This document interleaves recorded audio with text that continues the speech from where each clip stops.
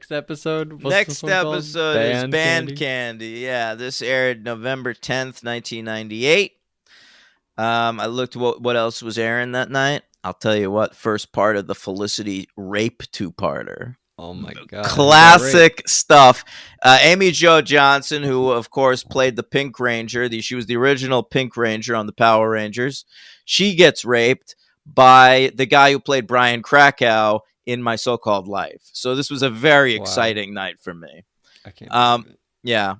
And then Ben beats him up in the next episode. And he's like, stop.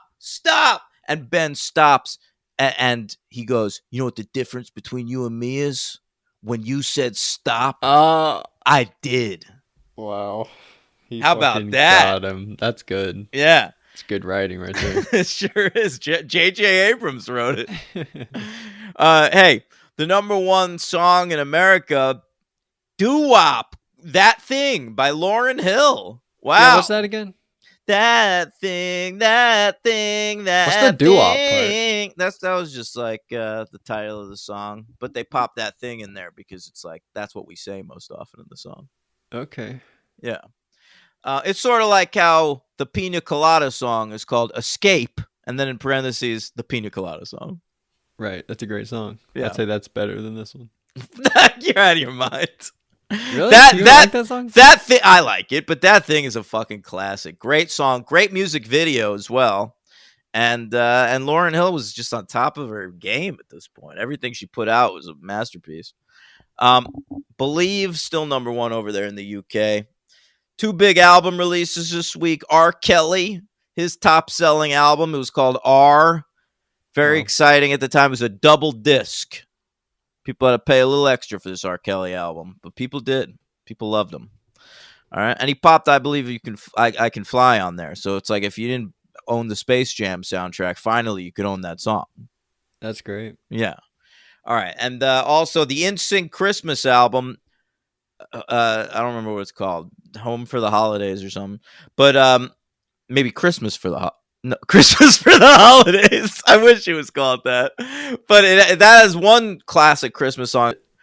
It's Adam Sandler in The Waterboy. One of the greatest ever. Yeah, I saw it in theaters. I actually saw the top 2 in theaters this week. The number 2 debuting is The Siege, which is an Ed Zwick film about terrorism and martial law. And you got Denzel and Annette Bening and Bruce Willis as a military guy. Okay. I remember Bruce Willis sticking his head out of a tank that's driving down the middle of New York City. Very exciting stuff. And disappointing release for Belly over at number 9. That was a great hip-hop movie directed by Hype Williams, who was like the hot hip-hop video director at the time. People thought maybe he could make the transition to movies. Didn't pan out that way, unfortunately. But I think it's a cool movie, starring Nas. And some indie releases this week. Todd Haynes' Velvet Goldmine. Gods and Monsters with Ian McKellen and Brendan Fraser. Great job. Of course. Thank you. And that's a great film. If you guys out there have never seen Gods and Monsters, that's worth watching. And of course, Elizabeth, which we covered on the franchise. And Elizabeth 2, the Golden Age. Yep, I think that's right. Really? That's right? Yeah. A couple re-releases. You want to know about them? Wizard of Oz, right? Yeah, and another one too. What was the other one? The Big Chill. Oh God. It's like a comedy. Everybody loves that one. Right? Big Chill's terrible. All right. All right, not a lot. Raw, they're gearing up for Survivor Series, which is this coming weekend. But over on on WCW, one of the big news items from between these 2 episodes was that Jesse Ventura was elected the governor of Minnesota. You know, the Jesse the Body Ventura. And so Hulk Hogan decides, I can't leave this alone. I've got to one-up him. So he comes on Monday Nitro and announces that he's going to be running for president in the year 2000. And he's hoping to get one of 2 running mates, either Oprah Winfrey or Bubba the Love Sponge. And it didn't happen. It didn't. It didn't really pan out that way for him. I don't believe he was ever president of the United States. And Bubba the Love Sponge is, of course, the guy who um, leaked that sex tape of Hulk Hogan because he was having sex with his wife. So they had a falling out. They had a horrible falling out. I think that they sued each other for a lot of money. They both sued each other for a lot of money. So Yeah. where does that get each other? I think ultimately Hogan won and got a lot of money off of Bubba because All right. Bubba's the one that leaked that sex He tape. soaked up all his money, right? Christ. Yeah. So let's talk about it. Band Candy. Now, this is directed by Michael Lang, his second of 4 Buffy episodes. The first one he directed was Surprise. Of course, the first half of the Surprise Innocence 2-parter. But the big news here is the writer of this episode, Jane Espenson, who came from the sitcom world. She had previously written for Dinosaurs and Ellen, and but this is her first episode of Buffy, and she will be with us for the rest of the series. She even writes the second to last ever episode of Buffy. Wow, amazing stuff. Yeah, very important Buffy writer and a Joss Whedon favorite. She also wrote for Angel and Firefly and Dollhouse and that HBO show, The Nevers, that sucked. But she's been with him his whole career, and from this point on, she always after this she goes on to write for Gilmore Girls and what else? She wrote for Battlestar Galactica for a long time. She a lot of nerd shit. Yeah. I tried to look her up what other episodes she's written, but she has like a story editor credit on like every episode going forward, so you can't really find it. I think she wrote 23 episodes in total from now to the end. She writes like a few a season. Yeah, that's a lot. Yeah. And plus like 4 episodes of Angel. All right. Yeah. So Jane Espenson, very important going forward. Jane and Marty, those are the two biggest ones going forward. And David Fury, who wrote Go Fish, he's going to be with us till the end of the series. And also Douglas Petrie, who we're going to meet next week. He'll be with us through the end of the series. So the writing staff for like the full series is starting to like coalesce this season. All right, love it. I'd love to see that. Yeah. Anything else before the episode? No, let's get into it. Band Candy. All right. First, no faith this whole episode, right? Oh, yeah. You're right. No faith. Very upsetting. There's a lot going on. Yeah, I know. So we start in the graveyard. We've got Buffy and Giles. They're in the graveyard, and they're like, yeah, what's this question? They're working on schoolwork, and you're like, oh, they're doing SAT prep. Yeah, it's a pretty good time. And Buffy does the thing that I would always do. I feel like everybody does this, but I was gonna ask you if you do this. She's like, I want B. That hasn't been there in a while. I want B. Yeah, there hasn't been a B in a while. Yes, I did do that, and it's 100% a thing. Yeah, Giles acted like she was crazy. No, I took an SAT prep course, and they told us to do that. Yeah, they said, like, I've heard if you're running out of time, don't just put, like, B, C, A, D, B. Don't just, like, run through it guessing like that. You need to look at, like, what you have the least of. Yeah, be logical. Yeah, like, if you have, like, 5 A's, but then you have, like, 13 B, C, D's, then you need to just put the rest A. And by math, you're going to get more of those right. Listen, I got a 1270 out of 1600 on the SATs. That's a good grade, Logan. And I got a 12... I think I got 12. What do they tell me? 1280? 12. Yeah, but you were doing it. Yours was out of like 1800, right? I was just kidding. I just wanted to one up you. Fuck you. No, the SAT grading had changed by the time you were in high school. We did the ACT. I don't think I ever did the SAT. Yeah, the ACT was an option for us, but most people took the SAT in New York. And I did great on the SAT, and I absolutely used that technique. Yeah, of putting the same of like when you don't have one in a while. Yeah. Yeah, it's the right technique. I think Giles, it was horrible for Giles to be like, "You're a psycho. Don't do that." Yeah, But I thought he was wrong there. he's just a purist. Yeah, dummy. And so I thought it was cool. Buffy kills a vampire with a pencil. Number 2 pencil, yes. I broke my number 2 pencil, and so then like Trick ends up telling the mayor like, I know a guy who can help us, right? Yeah, we see the mayor and Trick in his office. The mayor's got like a creepy cabinet full of like tributes to demons and shit, and scotch, which he pulls out of there. And yeah, so he needs somebody to like cause chaos in the town and shit, make sure that the adults aren't around to watch their babies being stolen. So Mr. Trick's like, I know a guy. And yeah, it turns out to be Ethan Rayne. Yeah, very cool. Yeah. But so we go to school, okay? And we learn something. Cordelia's like, I'm great at taking tests. And they all look at her. She's like, what? I can't have layers? What? What's going on here? I thought that was pretty cute. Yeah. And so Buffy, she's like, Mom's like, I gotta spend time with Mom. She's like going crazy. Like, I've been gone. I gotta go spend time with her. You know how it is, guys. You got moms. And then so I didn't really understand this. Snyder tells them all for the band, everybody has to sell candy. Right.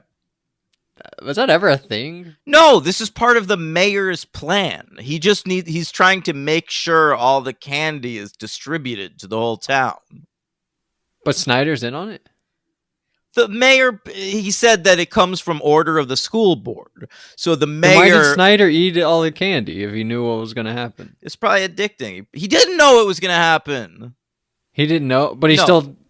So they tricked Snyder too? The mayor told the school board, this needs to be a thing. Everybody's selling candy for the band this year. Because this is part of his plan. And then the school board gives this directive to Snyder, who gives it to the school. But they don't tell Snyder the chocolate is going to make you immature or whatever. All right. So we go home, right?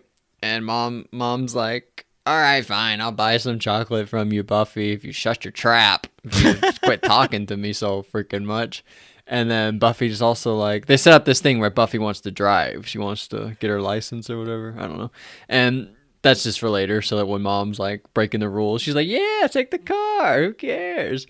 And so Buffy's like, I have to go to Giles's and we gotta practice or whatever. So she goes to Giles and Giles buys some chocolate. She's giving out all of her chocolate. And this was a moment here where Giles blindfolds her and a ball bounces off the wall and hits him. Yeah, I like that moment. That's a good moment.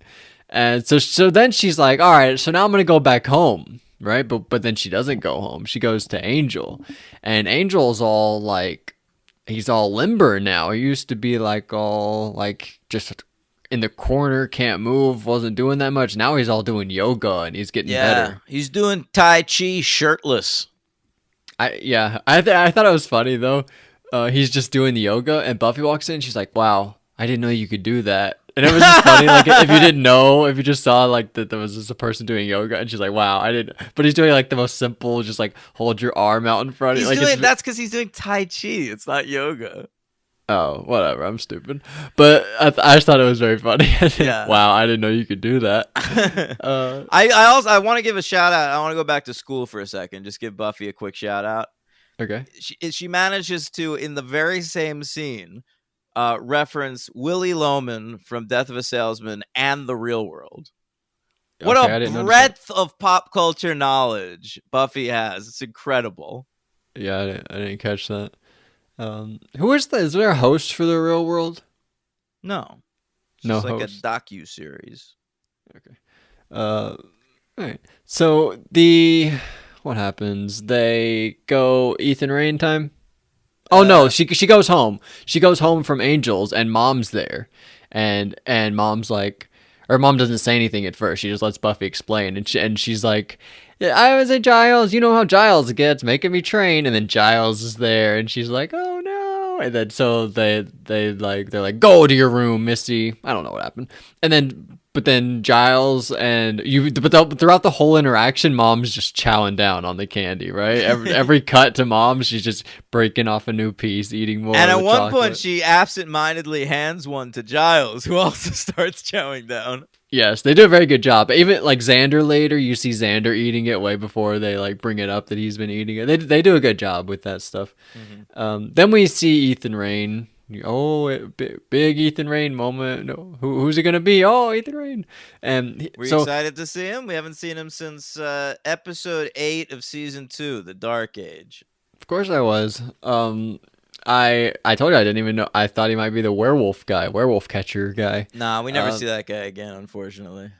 So what did Rain do exactly? Is this his chocolate factory, or did he poison the chocolate? Yes.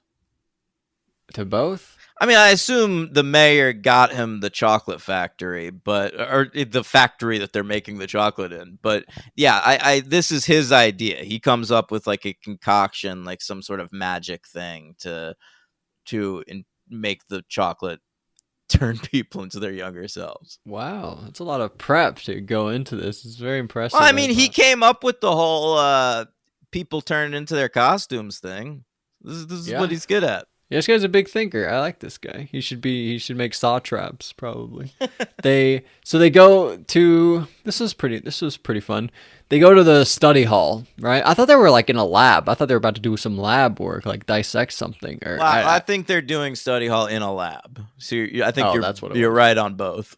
Okay, and so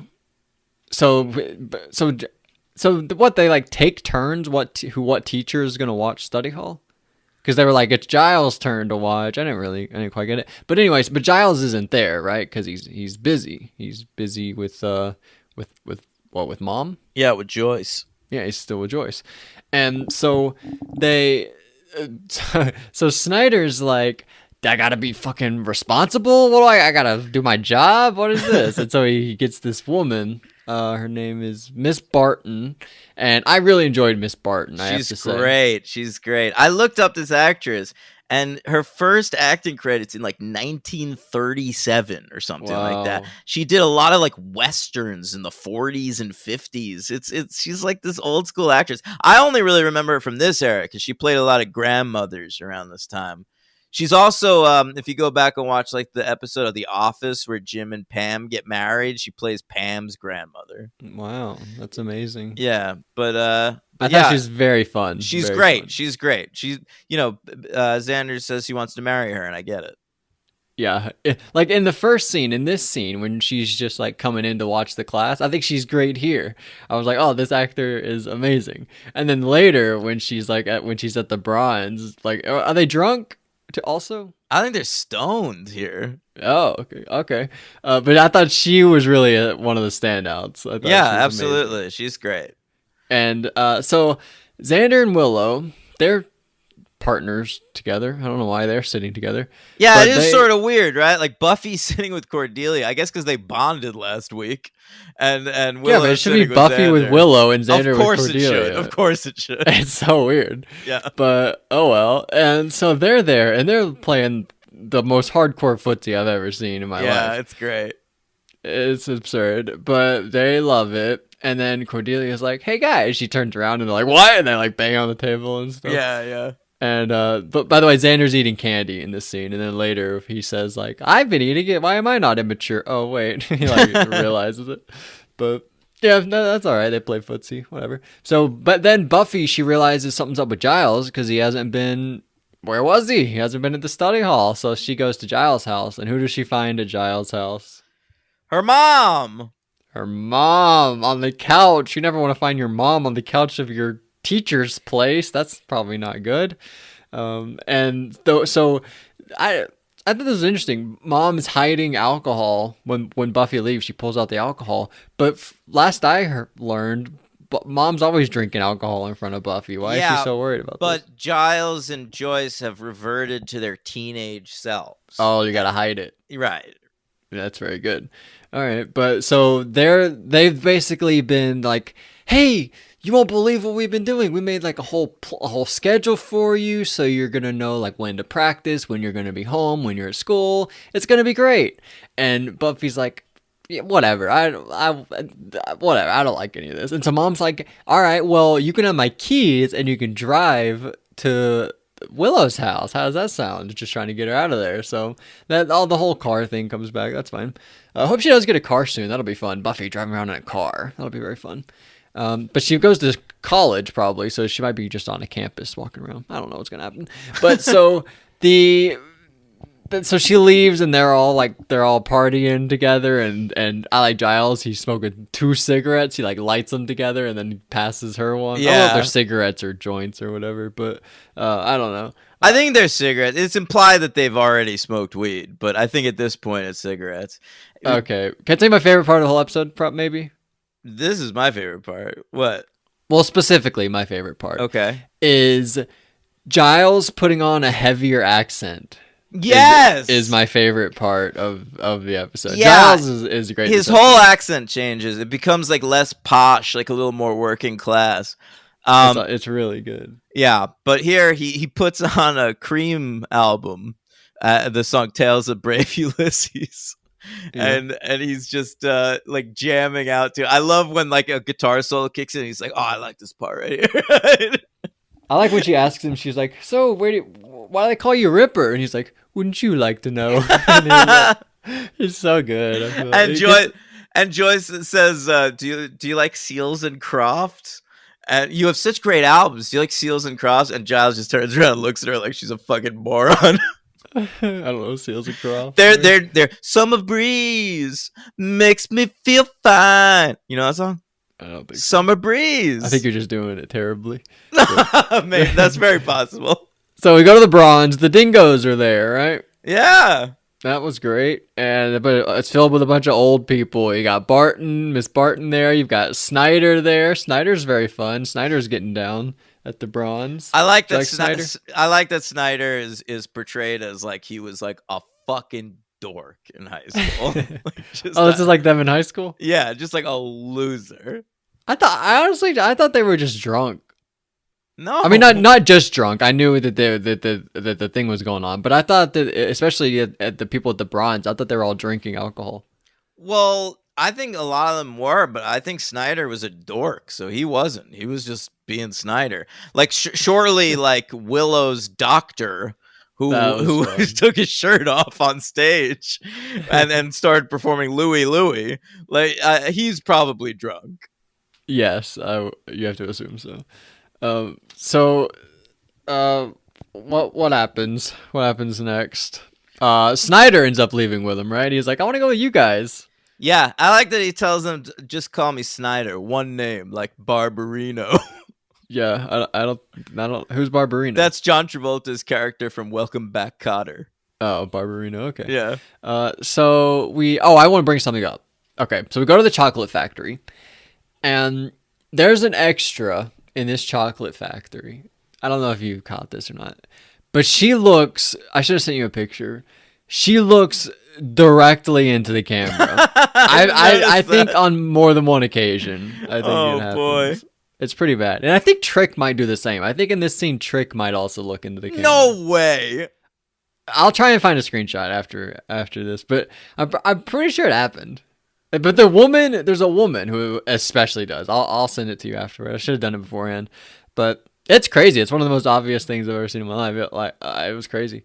But anyway, so Mom and Giles, they're walking around town. Giles has got his I don't know if it's like a jacket or a shirt tied around his waist. Yeah. I always love when people do Yeah, that. he's got like a jacket tied around his waist and he's wearing like a wife beater or something. Love it. Just a white t-shirt. I don't think he is like yeah. like that.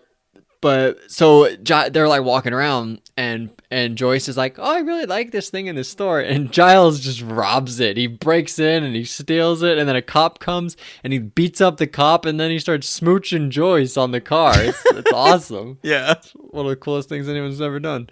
But sorry if I'm spoiling my MVP. Thought he was great. No, come on. Giles is the MVP of this episode. Yeah. I think this episode is remembered as fondly as it is because of Giles.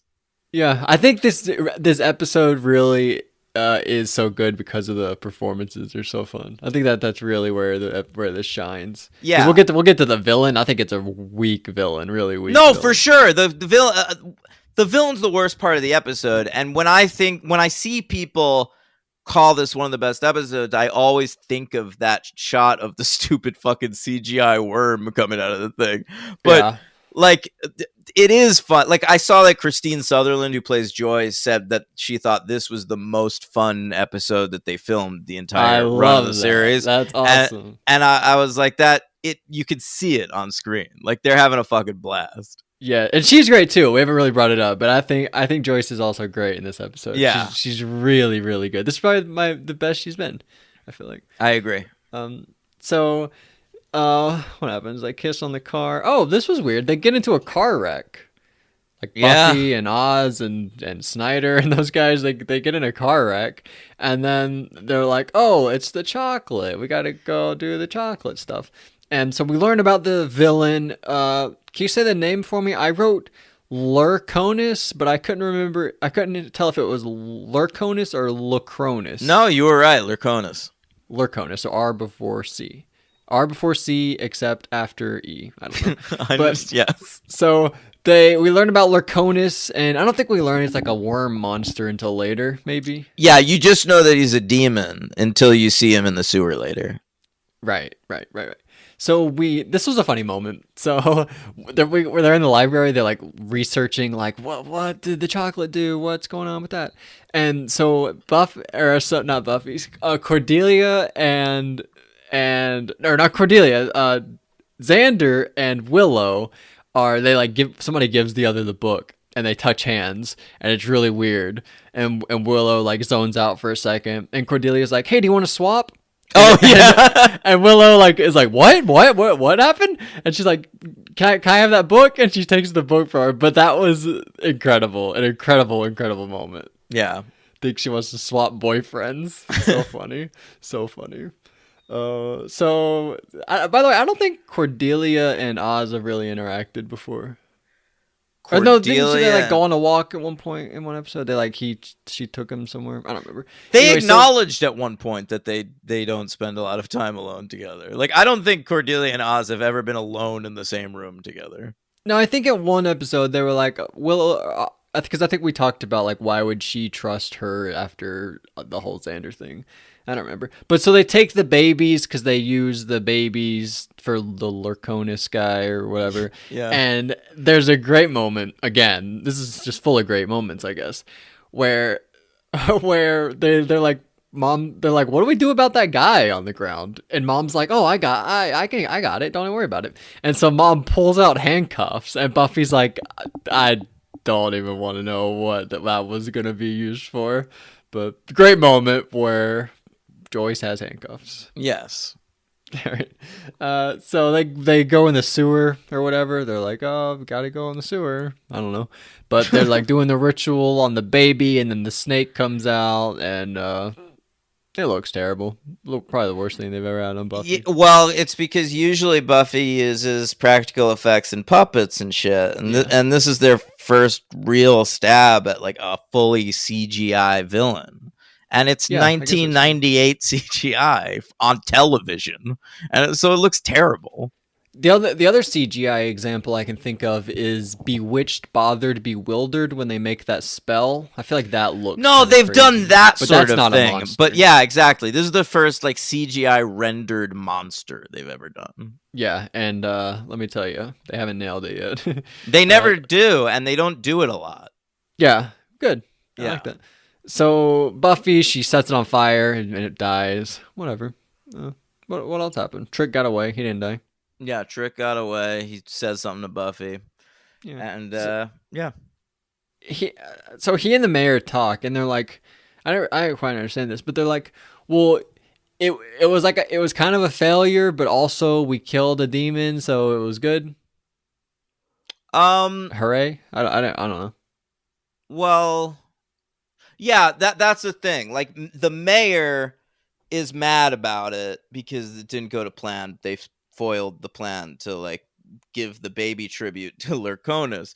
but Trick is like, well, Buffy killed Lurkonis, so now you don't have to give tributes to that demon. Isn't that a good thing? And the mayor is like, fine, but like, easy, buddy. Like, I'm in charge here. Yeah, it's like you have a friend in Survivor who knows about your idol, but they get voted out, and you're like, no, my friend. But then you're like, oh wait, the person who knows about my idol is gone now. Now I Very have like good. free reign Yes. to do whatever I want to do. It's just like that. Just like that. And just like that. So we go back to school, right? And there's like somebody wrote on the lockers, Kiss Rocks. Yes. And Willow's like, well, why would somebody write Kiss Rocks? Oh, I get it. They're talking about the band, Kiss. Yeah, Rock, yeah. Kiss. That's a band reference. That's pretty cool. And Well, most of the adults we see are like boomers, so they would have like been in their youth during the 60s. I didn't even or think about that. 70s. I'm And so stupid. yeah, that's why like we see Giles listening to Cream and shit. I'm so dumb. I didn't even think about that they were old and they wrote that. All right, so Buffy, I wrote this down though. Buffy, she's all worried, like, oh no, I wonder how I did on my SATs. I wonder how I did. And I don't know who says it, but either Buffy or Giles says, "Keep hope alive." And I just want to say, shout out to Russell Hantz. That's all I wanted to say. I want to say shout out to Scott Hope. Yes. No, it never comes back, I guess. He is referenced again at some point. Okay. Yeah. We've never referenced my Emily yet, have we? No, and we never will. Owen?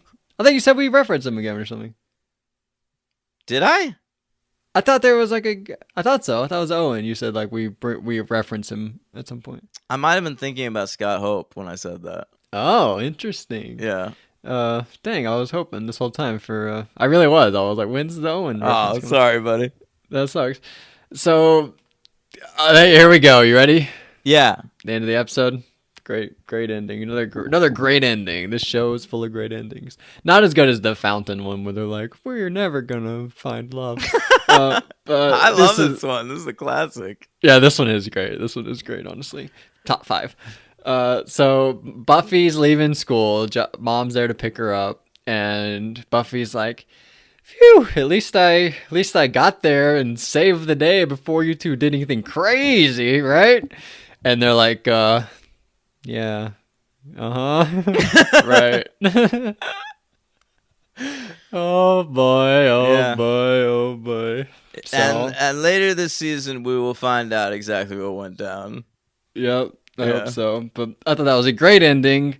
I thought it was a very fun episode. But yeah, I mean, we talked about it, like I thought the villain was really weak, like one of the weakest ones we've ever had. Yeah, but the episode wasn't the real villain of the episode's Ethan. Yeah, but I didn't even understand him. I was like, how does he have a fucking chocolate factory? What's going on here? Well, he's working for the mayor. The mayor has a lot of power in Sunnydale. But how does he know how to make chocolate?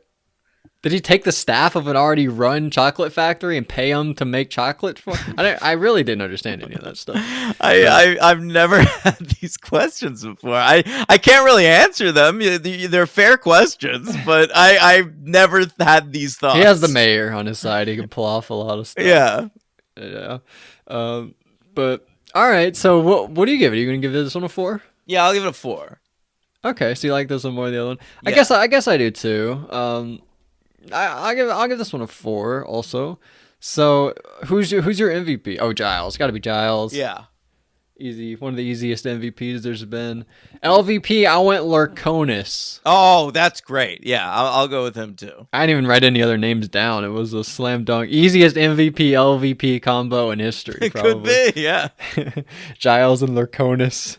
I'd like to see them battle each other. They almost did, man. Giles fell in there for a second. Oh yeah, you're right. I forgot about that. All right, so where should I rank it first since you did the last one? Yeah, go Man for it. Candy. Is this one of the best of the season so far? Better than Faith Hope? I think it is, right? Yeah, it's one of the best of the season so far, but like I don't even think it's one of the best of the season overall. Like it wouldn't be in my top 10, I don't think. I don't think it's as good as the one that's similar to this, Bewitched, Bothered, Bewildered. I don't either. Those are similar. How that one, all of them are obsessed with Xander. This one, all of them are like kids. Yeah. It's not as good as that one. What about? I mean, What about Halloween? Better, worse than Halloween? Worse. I mean, Halloween's important to me though, because I told you that's the one where I realized Buffy's my favorite show.